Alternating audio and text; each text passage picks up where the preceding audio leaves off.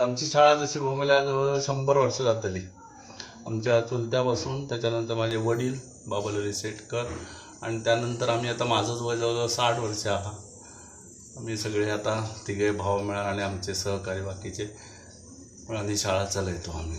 त्यातून आताच्या सिच्युएशनप्रमाणे जर बघून गेला जाल्यार सध्या जो एक प्लॅस्टरचो जमाना येयल्लो आहा आणि तो आमकां कलाकारांक घातक आहा.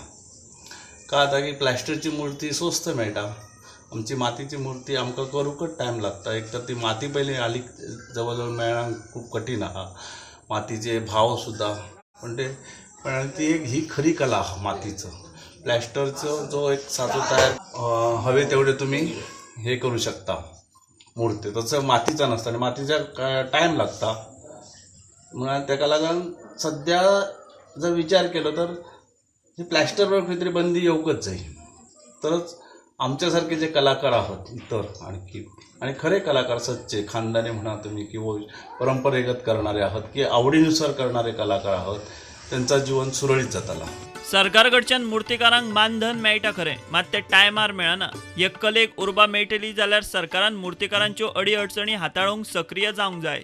आमचे जवळजवळ आमच्या शाळेचे जवळ 110 गणपती आहात आणि सरकारकडे आमकां मानधन मेळटा, पण ते टायमार मेळना. ते जर मानधन एक साधारणतः त्यांच्या बाबा काय फॉर्मॅलिटीज आहात ते पूर्ण करून दिल्यानंतर एक निदान गणपती सुरुवात करताना म्हणजे एप्रिल मे च्या भोवतणी तर मेळात, तर त्या कलाकाराक एक आर्थिक बाबा खंय ताका जी काय गरज आहा सामग्री किंवा एक माती झाडूची आहा तर ती मदत ताका मेळा शकता.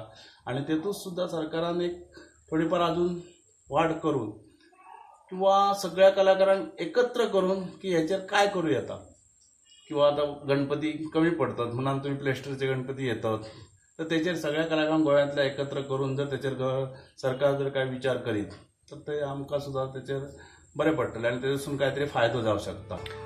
कितलेशेच कडेन पिढीजात परंपरा म्हणून ह्यो चित्रशाळा चलतात, मात जर खंय खर्च आनी येणावळ पळयत जाल्यार वजाबाकी शून्य. ग्रामीण भागात आमकां सध्या ठीक आहा, पण एक आमकां आवड आहा म्हणून आमी ते करता. विशेषतः आमची शाळा कोणी म्हणटा अमक्याची शाळा ती आहा ती चलपाक जायी, ती बंद पडली असं जावंक जायना. म्हणून आम्ही आता स्वतंत्र माझ्या वैयक्तिक तर मी सांगू शकता की पदरचे घालून आम्ही ही आमचो व्यवसाय जोपासलेली हा शाळा चालू राहण्यासाठी आणि तेतून जर आमकां मेळटा तेतून समाधानी आहो. पण ह्या जर खर्च काढून गेलो तर वजाबाकी. प्रुडंटा खातीर विनोद मेथर.